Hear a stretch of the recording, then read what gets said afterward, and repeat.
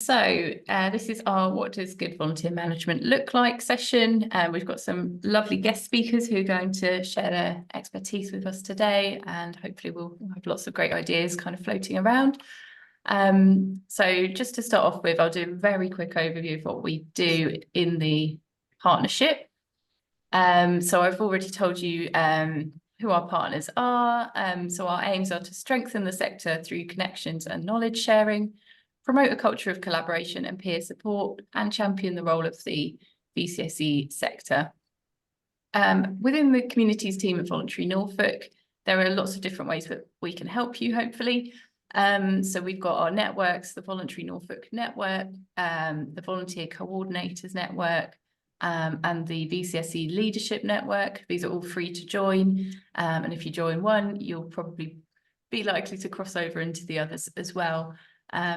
We also have in our team Momentum, which is the support offer for the youth work sector in Norfolk. So there is a Momentum Youth Work Network as well. We send out regular newsletters to each network. We've got Padlets, which are like online notice boards, and we encourage people to share on there any events or updates from their organisation. And we run good practice sessions a bit like this one, and networking events as well. We also have the Get Involved Norfolk platform, which is hopefully familiar to a lot of you, and you would have used that to advertise some of your volunteering roles. So within the EC partnership, we've also got other regular webinars and meetings. There's pro bono support from businesses through Norfolk Pro Help that sits with the Community Foundation. There's social enterprise support with Fuse. There's a monthly newsletter which all of our partners contribute to, with lots of advice and resources. And there is our kind of Get Involved platform, which just run through a few little facts about. We launched that in July 2022, so it's nearly 2 years old now, somehow. It's on average getting 5,000 visits per month, but that is going up month per month. We had 49,000 visitors in the first 10 months. That's unique visits. And over 2,000 volunteers registered on the site. These stats are now a little bit out of date. So yeah, we'll probably be able to update you with some increased engagement stats. Okay, and I think Nikki's just going to give a really quick overview of the vision for volunteering and the work that she did on that as well. Yeah, well, nearly getting over 2 years ago, actually, just after I started here, we were asked to develop a Norfolk Vision for volunteering, and that entailed quite a lot of research into what was happening nationally around volunteering, and also what was happening here specifically in Norfolk. So we carried out a lot of surveys, focus groups, we had one-to-one sessions, discussions, through some additional Know Your Neighbourhood funding. We were able to do some specific work in the Great Yarmouth area to add to our pool of knowledge, which was really useful. And then we launched the document last November at the Assembly House in Norwich, having had it endorsed by the Public Sector Leaders Board of the main public sector bodies around the county.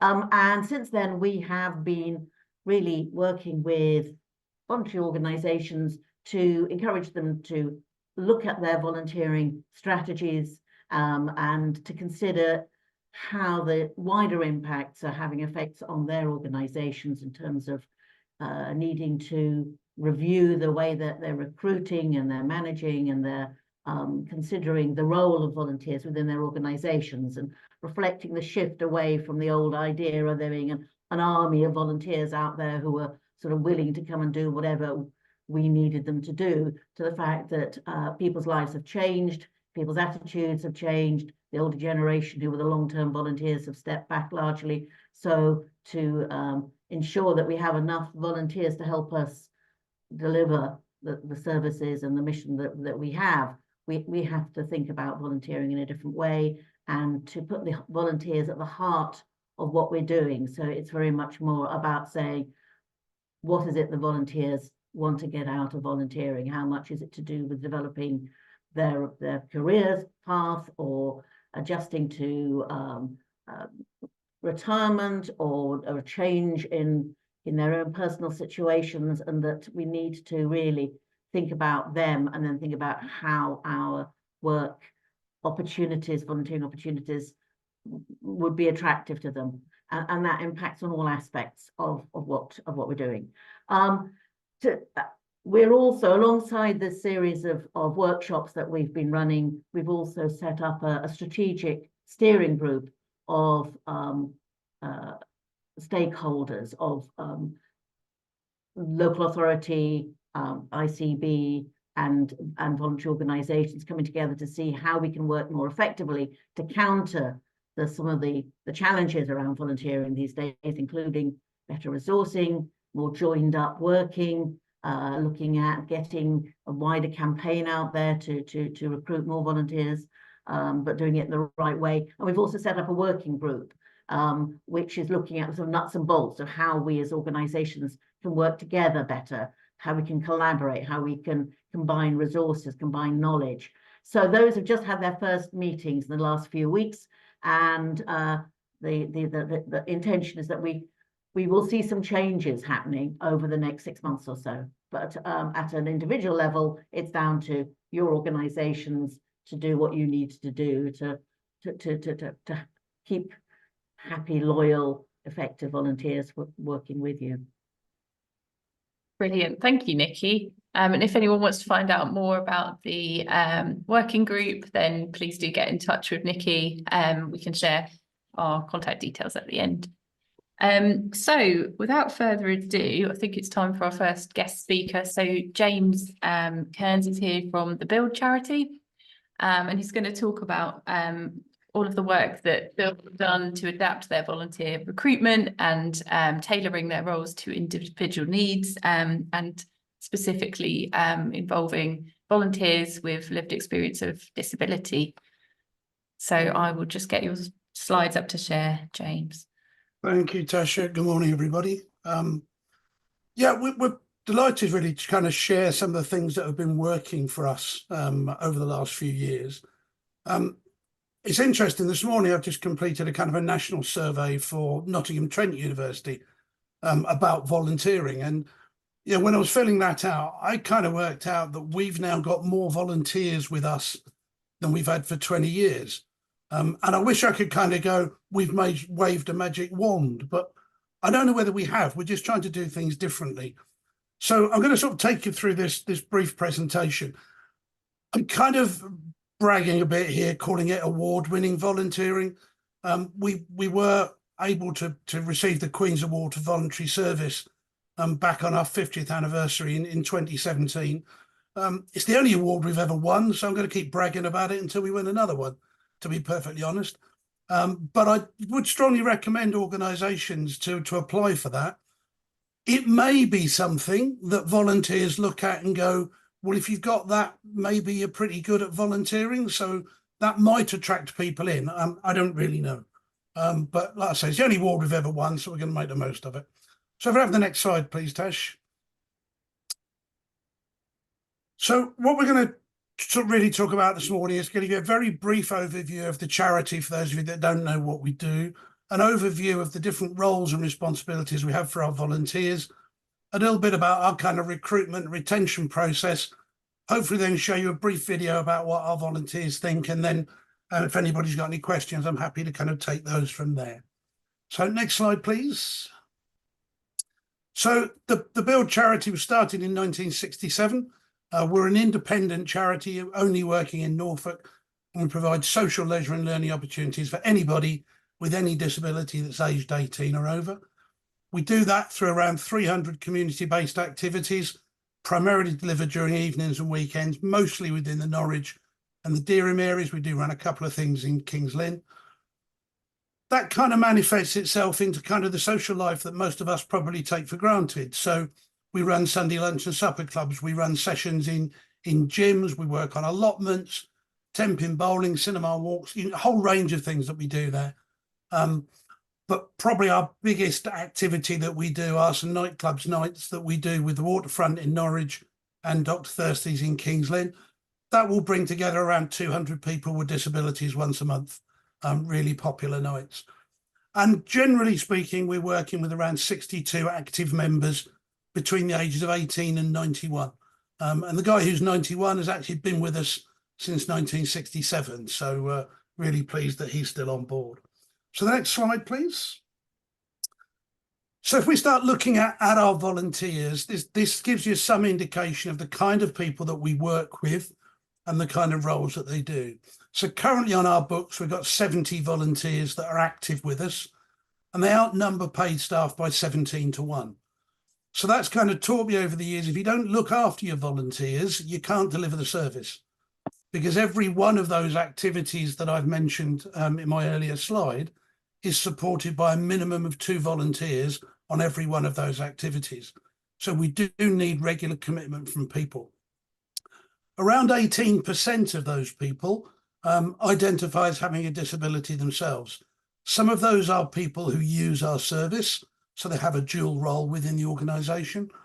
Other people are people who have a disability, maybe a visual impairment, maybe they experience autism but are very high functioning, that actually feel more comfortable volunteering within our organisation because they recognise that we perhaps understand what additional needs they may have.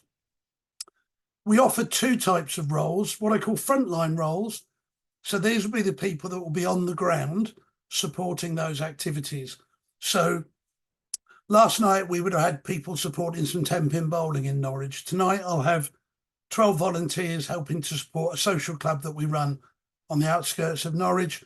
Tomorrow night I'll have 2 people supporting a group of people going out for, no, tomorrow night actually in the nightclub in the waterfront.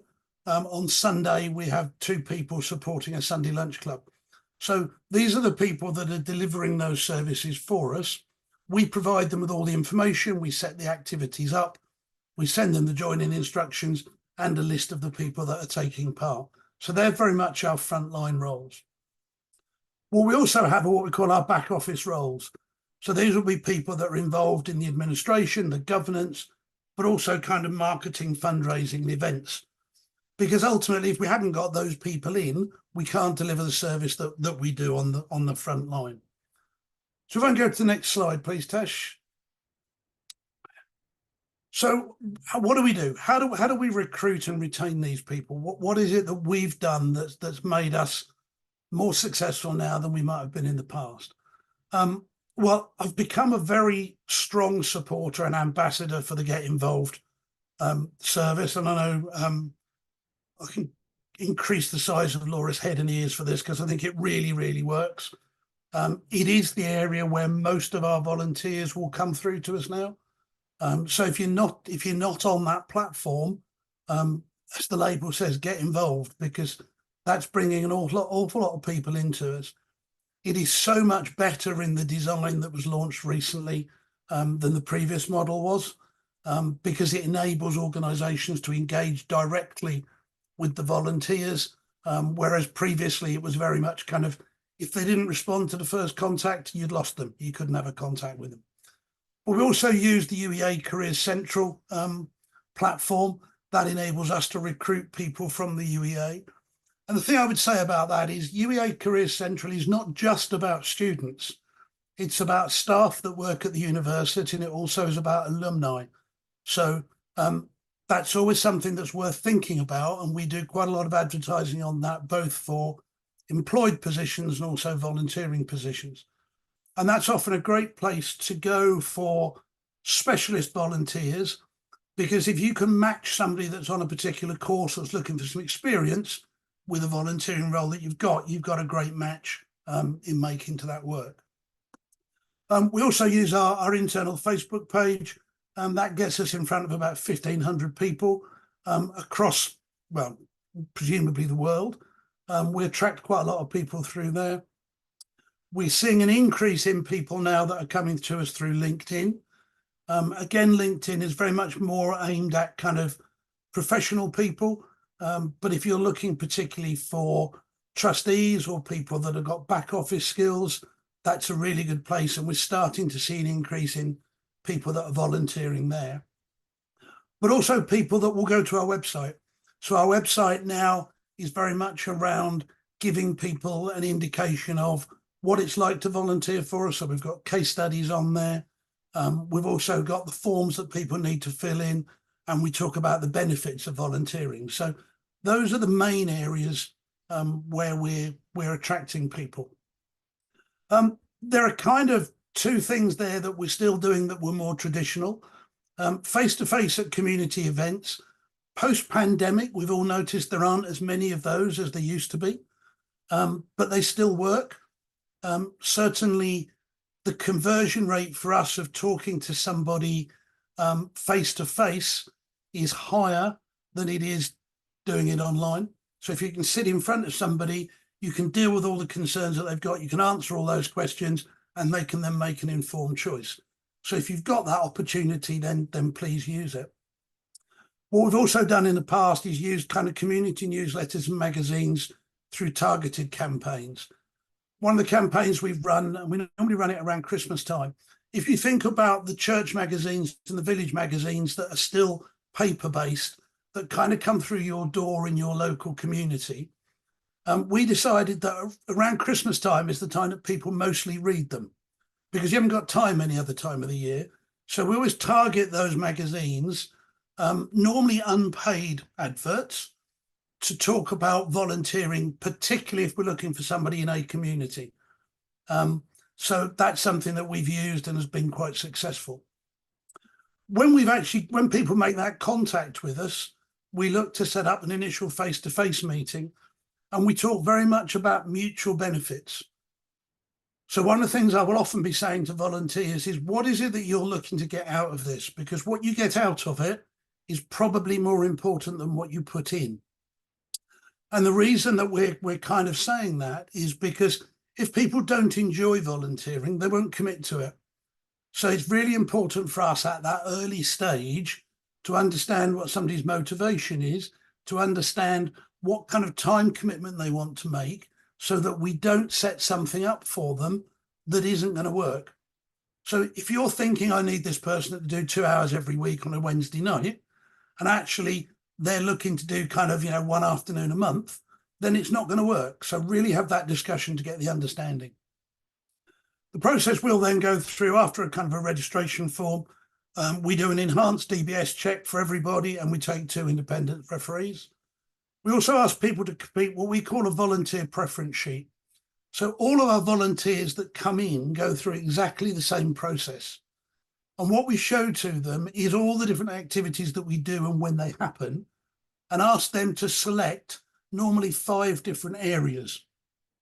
What that then means is that when we launch our programs, which are on kind of 3-month plans, we then email those things that they've said they're interested in with all the dates and go, which of these are you available or would you like to do? That gives them a huge amount of flexibility, and it means that they're going to be doing things that they want to do rather than, what we want them to do. What we then send out is a weekly email of what we call latest vacancies, because quite often people will sign up to these things 2 or 3 months in advance, and then there's a change in their job pattern or family or something like that. So we always have a few gaps.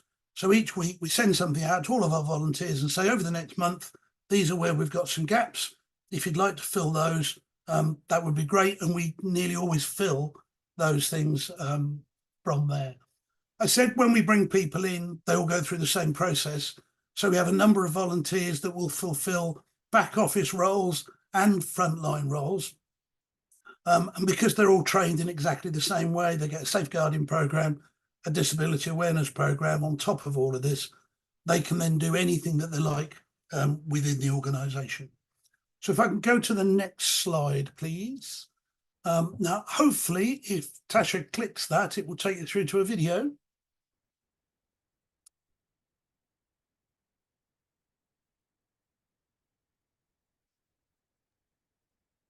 Yeah, I've got the video, but I don't know if you can see it. No, we're not seeing anything here. Not to worry, because what we can do is we can send you that link. It is on our website. It's just a 1.5 minute video that comes from our volunteers that tell us really why they volunteer and what they're thinking about. So if we can go to the next one.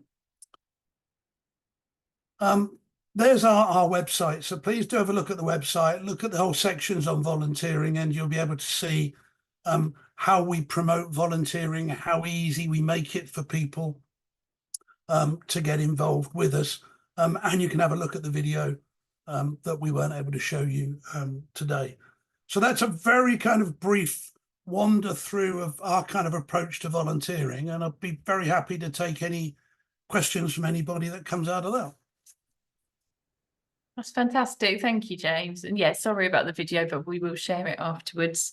But I think it would be great to take some questions if anyone's got questions for James. Sorry, I have. Is that all right? Yeah, of course. All right. I always forget how to put my hand up.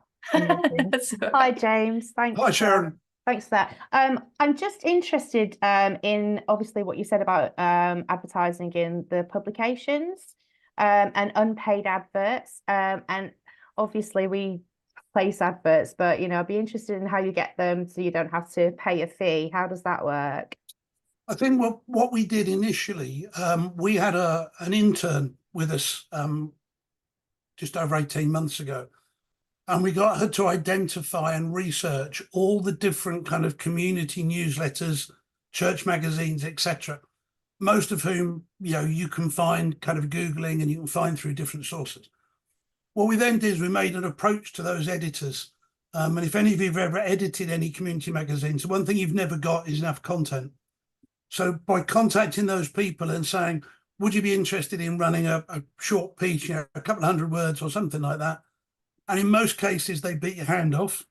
In some cases, they said, well, we would normally charge, £50 or something for an advert, but because you're a local charity, we'll give it to you for nothing, or we'll charge a half price. I don't think we paid for anything. And I think we got featured in something like 50 different community newsletters. So it's doing the donkey work. But I always say to people, we started by saying to our staff and volunteers, if you have something like that comes through your door, can you send us the contact details for who the producer is? And that's how we started to build the database. So use your existing contacts for identifying those and target specifically those communities where you needed volunteers. That's brilliant. Thank you so much, James. Thank you.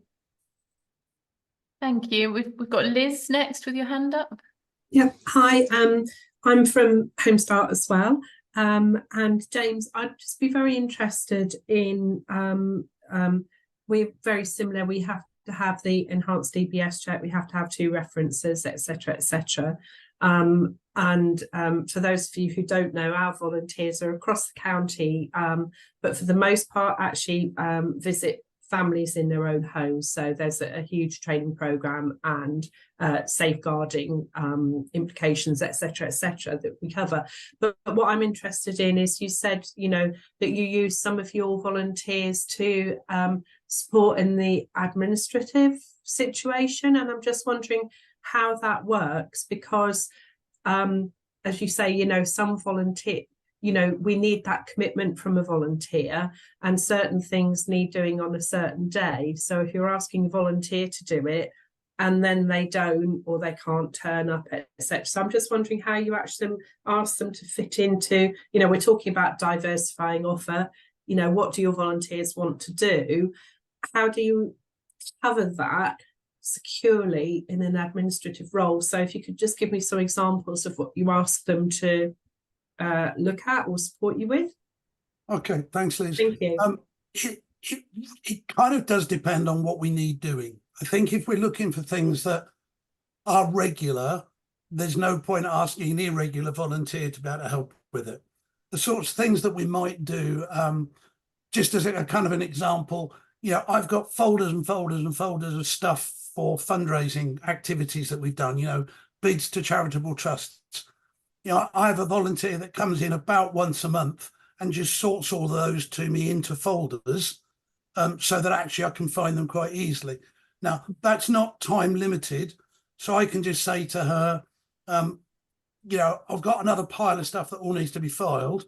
When can you come in? And she'll say, oh, well, I can come in next Wednesday morning. That's fine. That works. If we've got specific things like major mailings, again, we might look at a kind of a window and say to people, is anybody available on this particular day? And then as long as we can get a couple of people in to do it, we can make that happen. But also, when we're talking about admin, a lot of people now do research for us.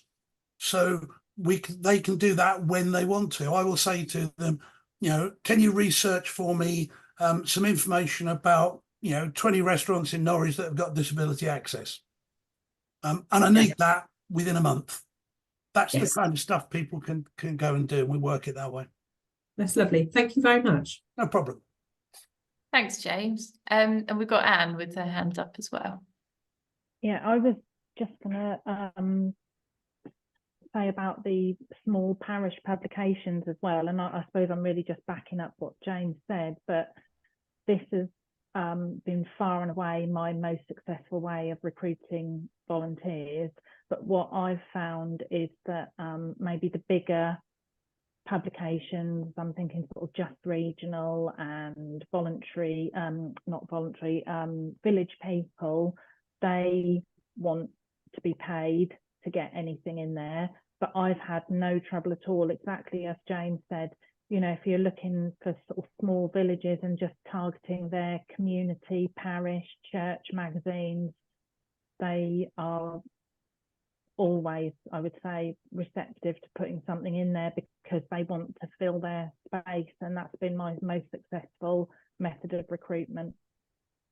Yeah, I think that's great, Anna, and I'd certainly endorse that. I think the other things that we can do that are free, mostly, occasionally cheap. Most communities now seem to have a kind of a Facebook group, for that community, and it's either a what's on or what's going on. Quite often I'll get posts that are totally irrelevant, but it's like, does anybody know who can paint my door in a geographical area? Well, all of those pages have the opportunity for you to post content.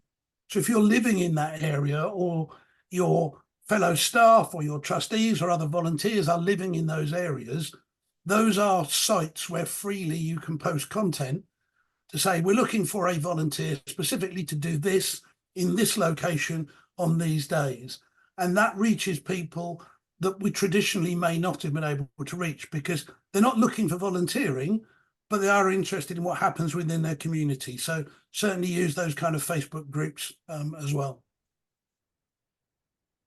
Great, thank you, James. And we've got Lauren. Your hand was up. It's just gone down. I think. Well, I've taken it out. It's still up. Thanks, James. There were some really good tips about how to recruit and get the kind of awareness out there. And I noticed you have, quite a lot of volunteers. How the other end? How do you have a formal process to end the role of a volunteer? I mean, and that could be mutual understanding, or they no longer able to commit the time. I'm just aware that we have quite a lot of people have volunteered in the past, and it's known if they want to continue, and it's just if there's a formal process that you have within that, James. If they're going because they want to, then there isn't really a formal process. If they're going because we want them to, then we have a bit more of a formal process. Generally, what we will do is we try and maintain regular contact with people. Because we keep records of who does what, we can identify those that aren't active.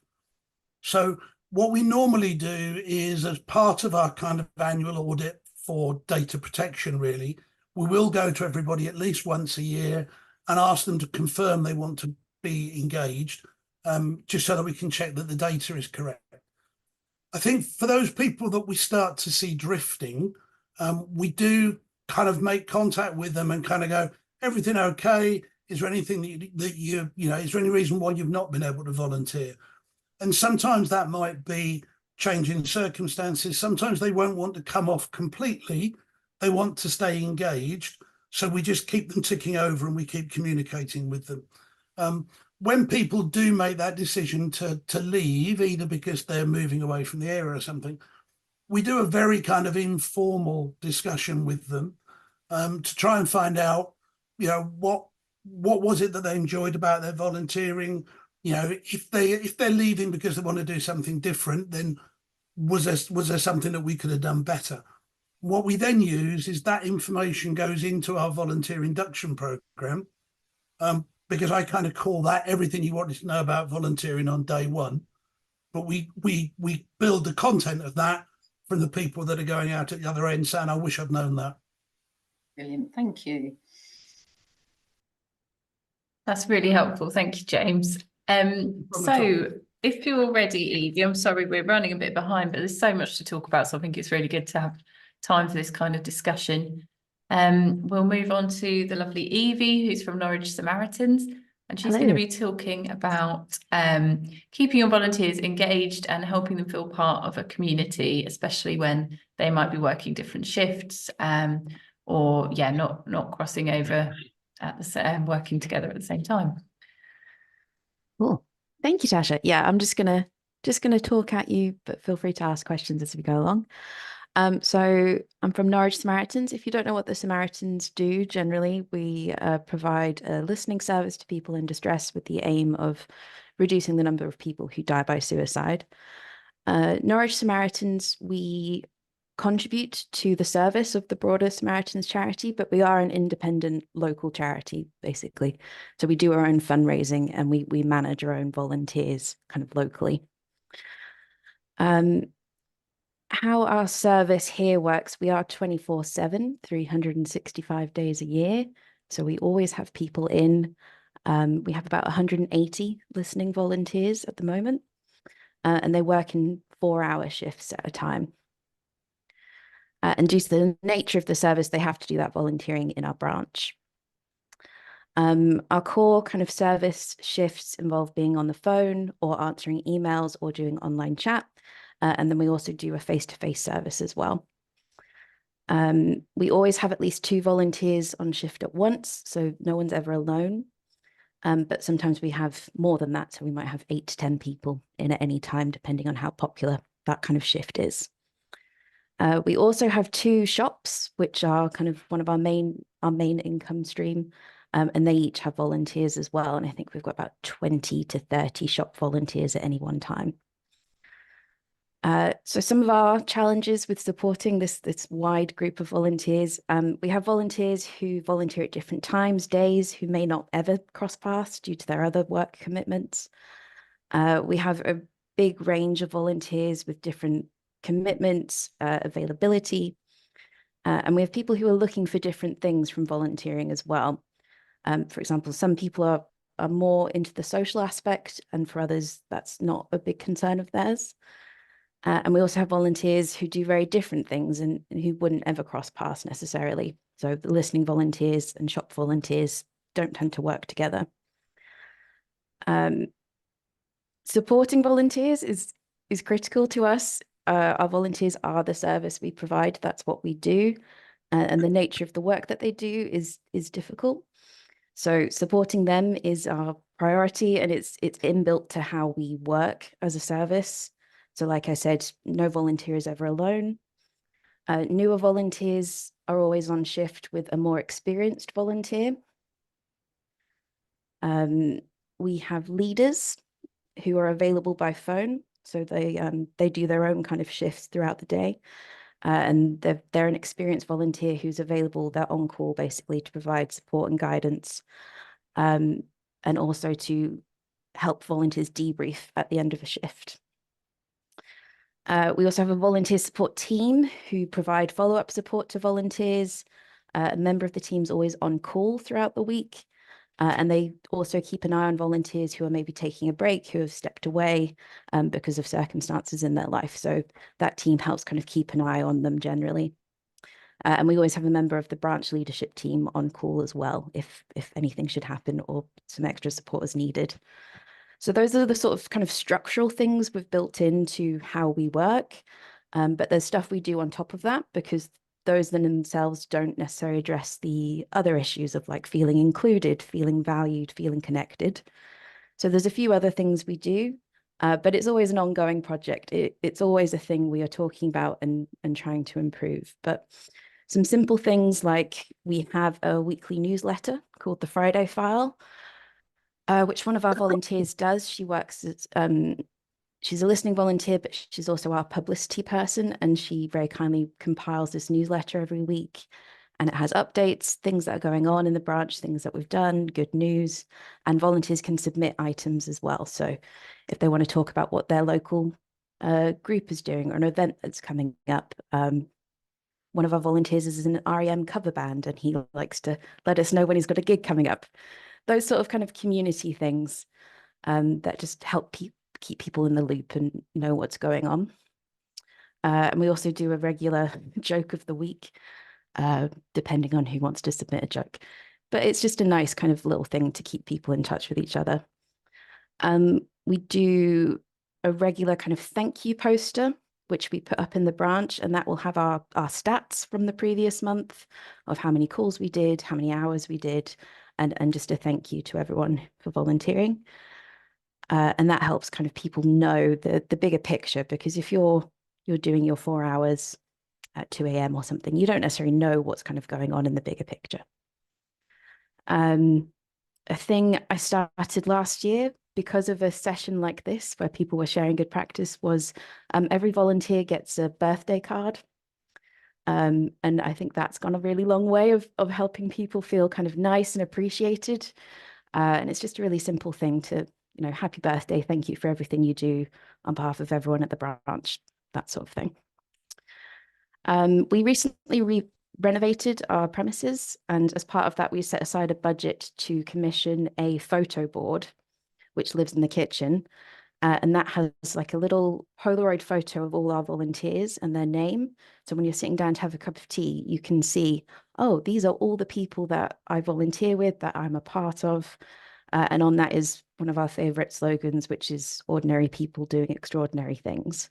So that's just another reminder and a way of kind of seeing who else is in the branch. What else do we do? So we have an AGM every year, normally in autumn. But apart from just the kind of AGM trustee technical part, we make a day of it. It's a volunteers day. And we organize usually a guest speaker to come.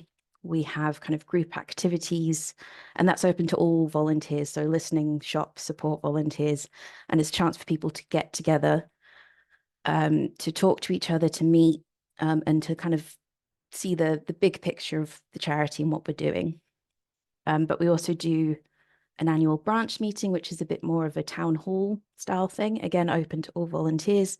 And that's a chance for people to ask questions, raise concerns, kind of chat about things, talk about how they'd like it to be different. And again, we include kind of group activities in that. So we give people a chance to talk to each other. Last time we gave them some problems and asked them, how would you like to solve that? And getting kind of different perspectives or working together, giving them something to talk about, which was really effective, actually. We do social events every so often. So we do a summer barbecue, usually a Christmas quiz. We've got an event this weekend, actually, because it's our 60th anniversary this year. So we're doing a little celebration. And we try to keep those free for volunteers. So we work that into the budget where we can. And then something we've introduced recently, which is kind of ongoing, is the idea of support bubbles. So this is where we have organized the volunteers into groups based kind of on their rough geographic location. And basically it's a way for them to have a group of people that they know they can go to, that they know they can chat to. And we gave them, I think it was about £5 each to have their first meeting. A lot of people went to like a cafe, or I think a group went canoeing and other people just went to the pub. But it was a chance for them to meet people who don't necessarily work together, who haven't met each other before, but a way to kind of get them together, get them communicating.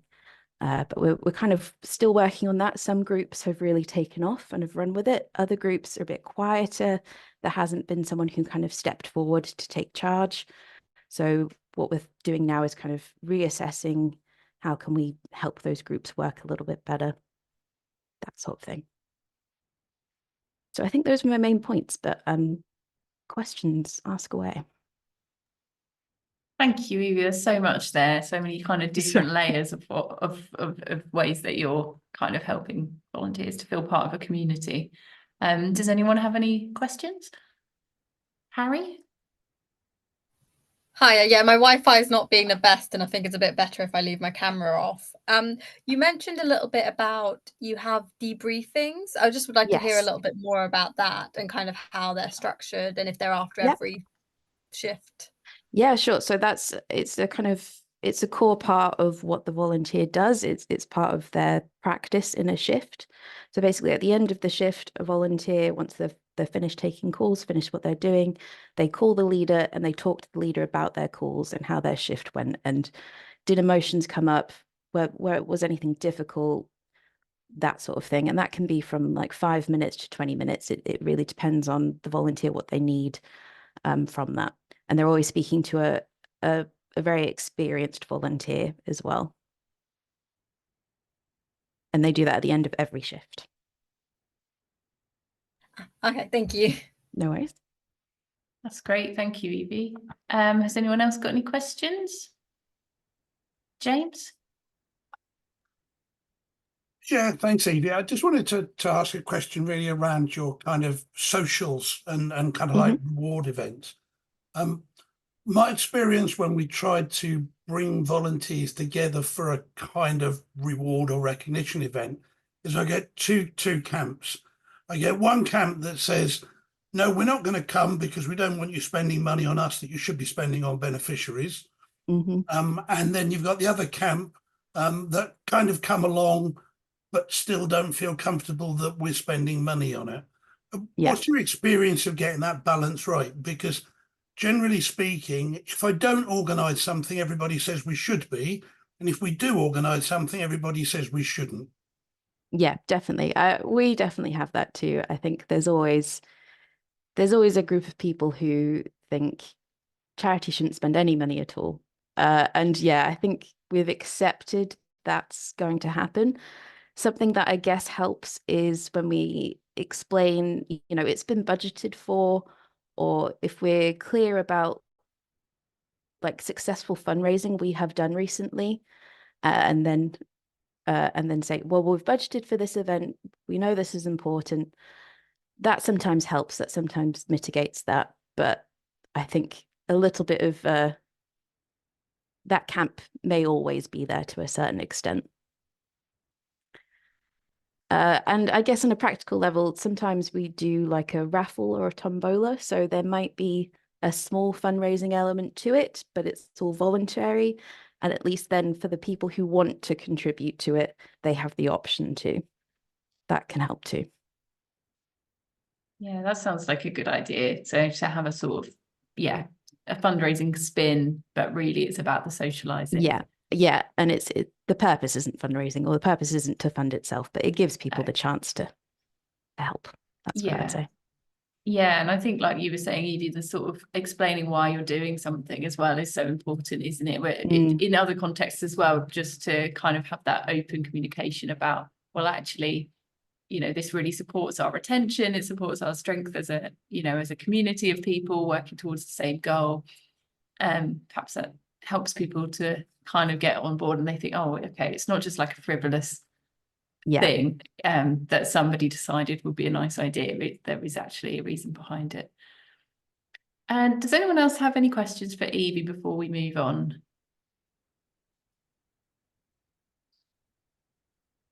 No, we had a lovely comment in the chat from Nick about how much energy it takes to support volunteers. And that's definitely true. I mean, everything you've just said, Evie, it sounds like a lot of work. Yes, although it's it's important to realize it's not just me who does that. We have about 2 members of staff in the office, so we rely on volunteers to support that stuff as well. It's not just a staff effort. Like, we have a volunteer care team, all volunteers. We know they're here to help people, but they're here to help each other, and that kind of culture helps a lot. So it sounds like a lot, but it's not like it's one person doing all this. It's a real group effort. Yeah, and getting volunteers as part of their role, or even their main role, to support other volunteers. Yeah, I think that's exactly a really good way of looking at it. Okay, brilliant. Thank you so much for your input there.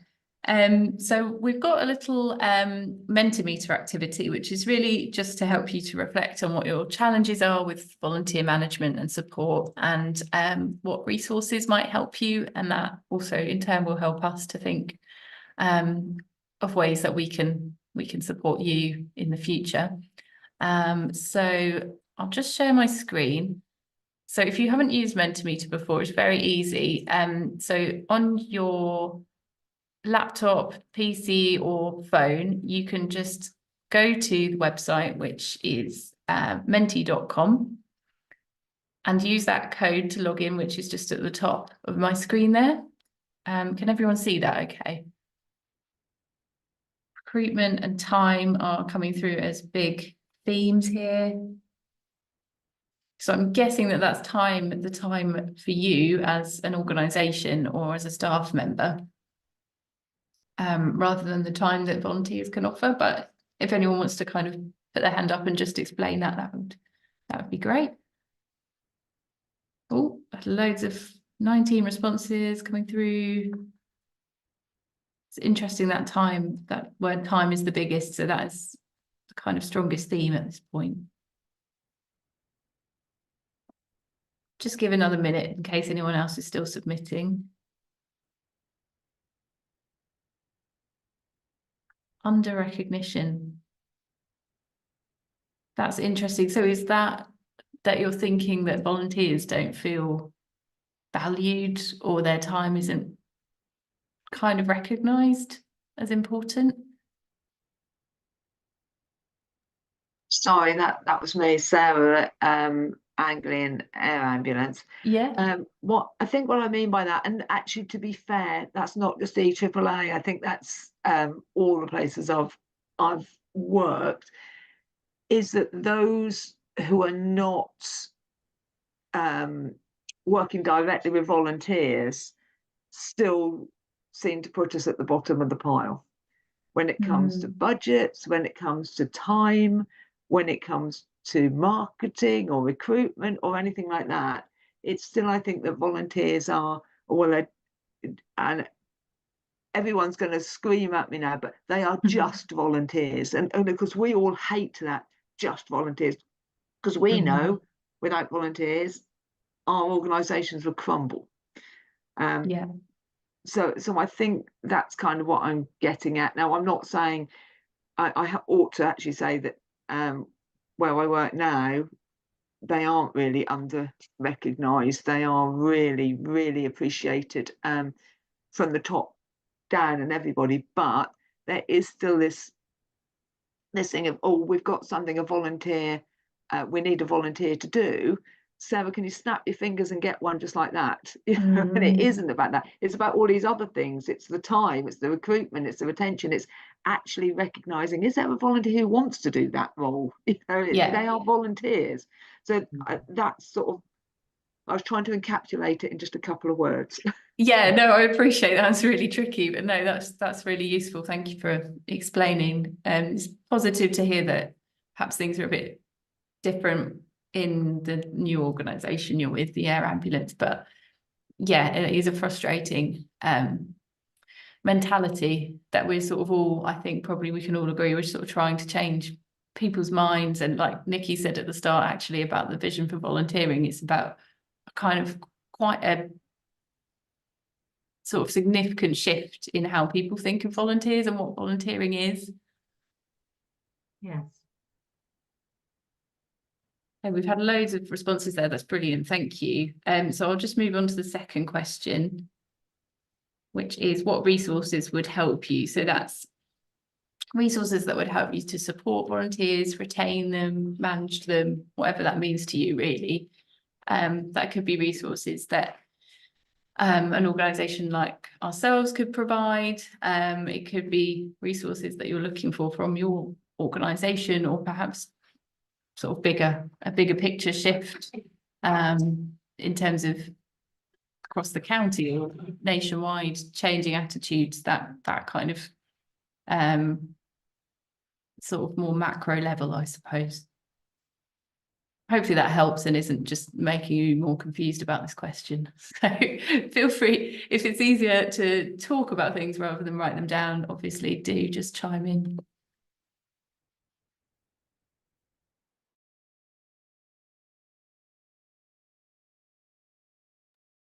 Yeah, a budget for all of this is obviously something that yeah, is really, really important if it's available. Free advertising, definitely. Dedicated team member and role, and yeah, and that's really interesting because I think we are kind of seeing that more and more across the sector, which is encouraging because it does mean that there is recognition kind of higher up and from funders that this takes time and it takes a lot of capacity. Correct pay scales for coordinators, that's interesting. Better transport links, and I assume that's kind of to help volunteers to access your organisation or your beneficiaries.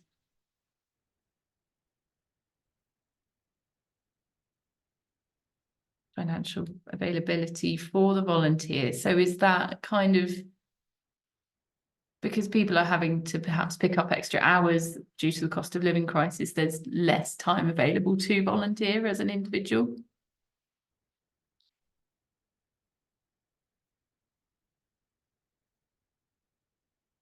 CRM database to track our volunteers. That's very interesting. And I think Laura is going to touch upon that in her section towards the end.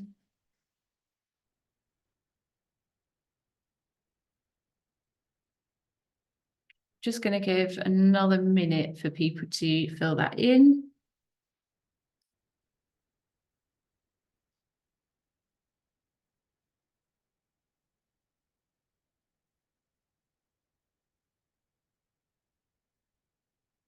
Fantastic.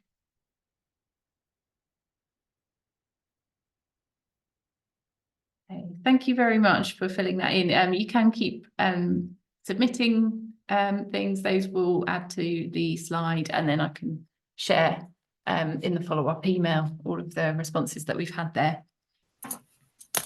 So we're going to have a whistle-stop tour now from Laura about supporting volunteers and some top tips from her many years of working as volunteering coordinator and supporting lots of organisations like yourselves with the volunteer recruitment and retention journey.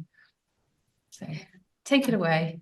If you stop hearing me at any point, you'll have to shout because I won't be able to see anybody's screens or anything. So okey-doke. it's just going to be a really sort of like whistle stop tour, but we will send out the slides. There's loads of notes and links involved in those as well. And if you've got any questions, as always, I'm pretty much always about.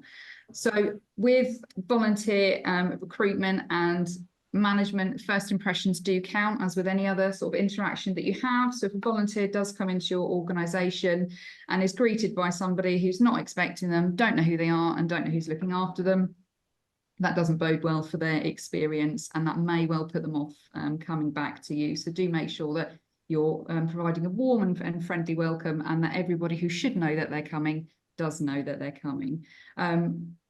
Training is always an important part of any role. It does help volunteers feel prepared and confident to do their role, forms new relationships within the team they're going to be working with, and also gives you an insight as to where, if you haven't already discovered this, the volunteer could be best placed within your organisation that's going to best sort of harness their skills and abilities. Someone did mention this in the chat, and I know James did cover this earlier as well, so that's a really key point.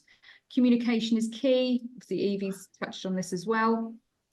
And that's with any relationship, whether it's with co-workers or volunteers. So do ensure effective communication is fundamental throughout their whole volunteering journey with you. There's much to learn from a volunteer. So if you're communicating well, you'll always be aware of what is appropriate regarding tasks that you'll associate with your volunteers, their capabilities and capacities. And obviously this does change with whatever sort of personal life situations come up. So having regular communication with them does keep you up to date on what's going on with them.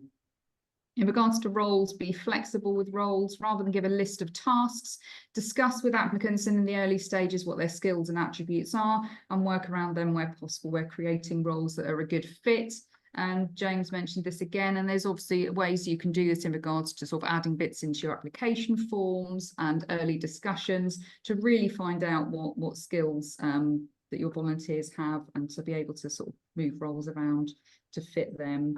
Again, ideally, this is good to discuss at the early part of recruitment process, but you can do it at any point during their volunteering journey.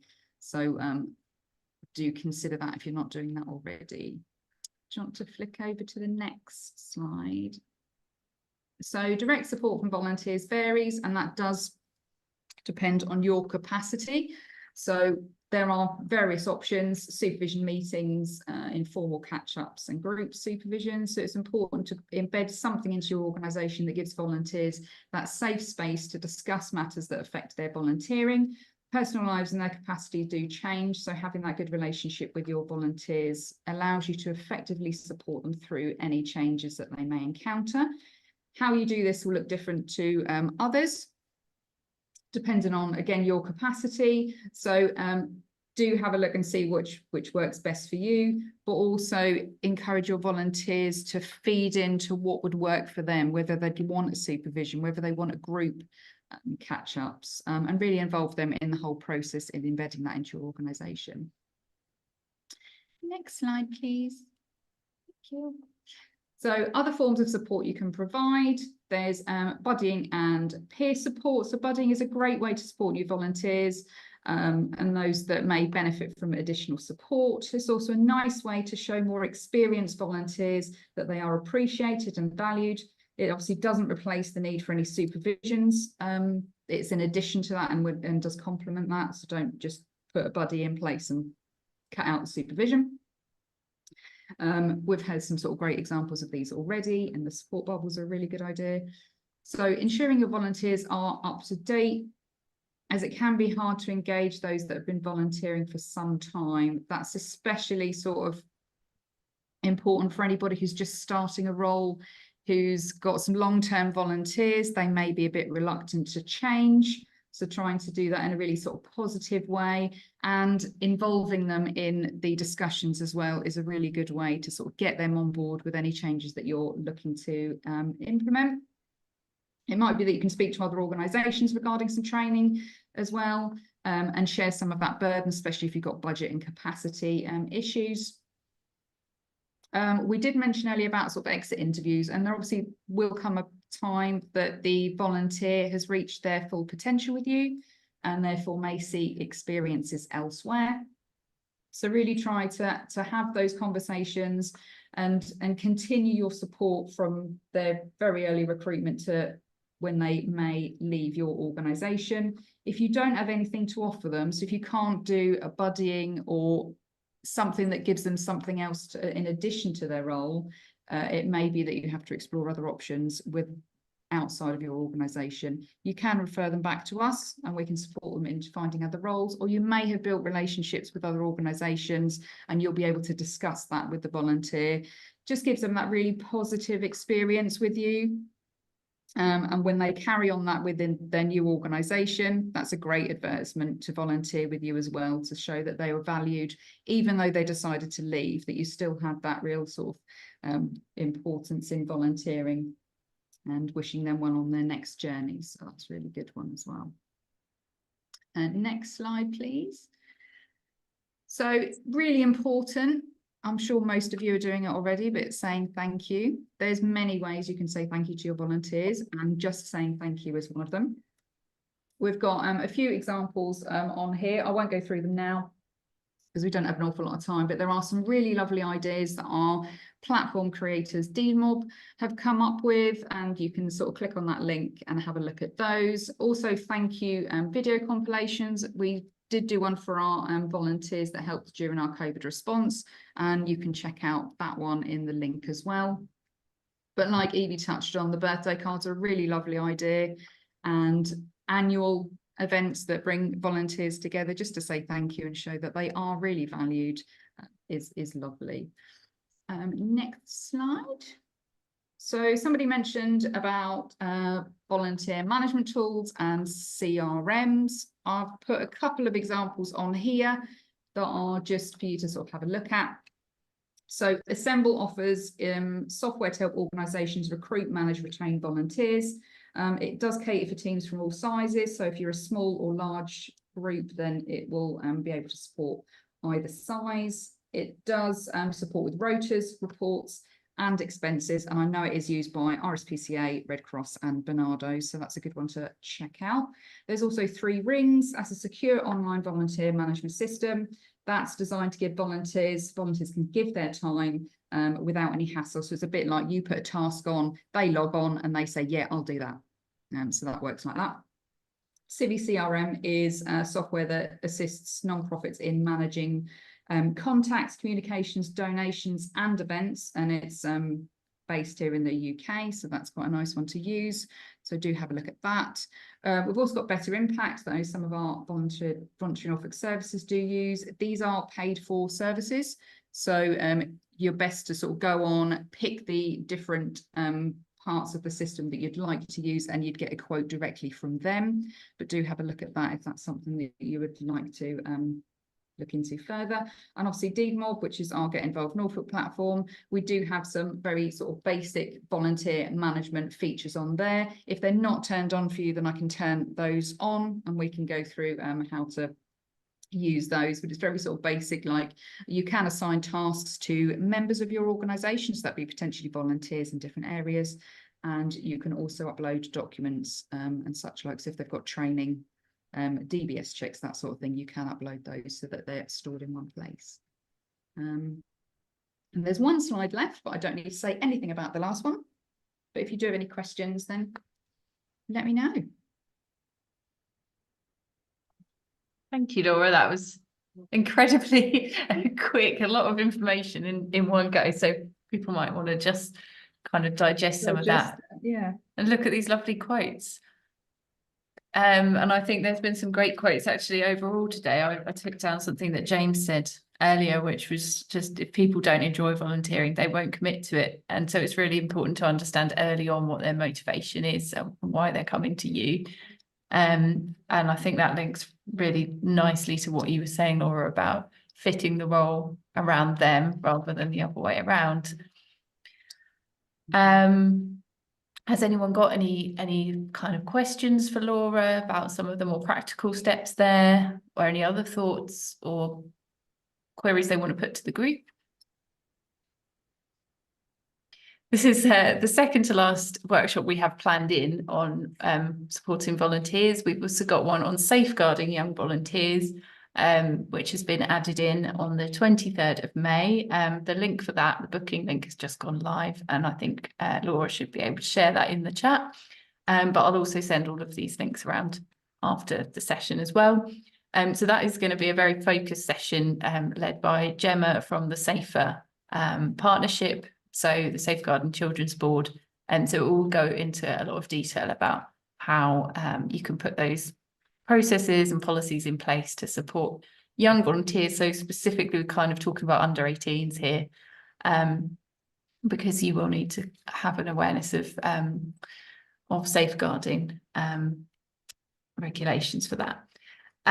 There's also our wonderful Give It a Go extravaganza coming up on the 7th of June. So if you're on our mailing list in our networks, you've probably heard about it already. But it's not just a volunteer fair, but an extravaganza where we booked out the forum for a day. It's the end of Volunteers Week and the start of the big help out weekend. So a lot of kind of activities going on in that week around volunteering across the country. So we've got spaces available for people to book a stand or an activity space. I think we've got 5 spaces remaining. So I'll send that link out and do book if you haven't already. We are asking for a small £20 contribution to book your space, as we've sort of paid to book the whole forum, but you'll have the space for the whole day. We're encouraging people to kind of think about some interactive activities they can offer there, so that we're kind of getting away from the traditional standing behind a table approach to recruiting volunteers. and kind of trying to engage people more in what they'd be doing as a volunteer. There's also going to be talks through the day from volunteers from your organisations. So do let us know if you'd like to have a volunteer in that space as well. And if you can't commit to being there all day or having a whole space, there will be a drop-in zone as well, which is free to book a space for. Just let us know if you'd like to be part of that and what time you're available, and we'll reserve a smaller table for you in what we're calling the chatty zone, which is going to be kind of like a cafe style area. So that's a whistle-stop tour of what we've got coming up. I believe Laura is going to put some of those links in the chat. And thank you all for coming today. It's been a really useful session. So I'll send out this recording as well when it's ready, the slides, and any other resources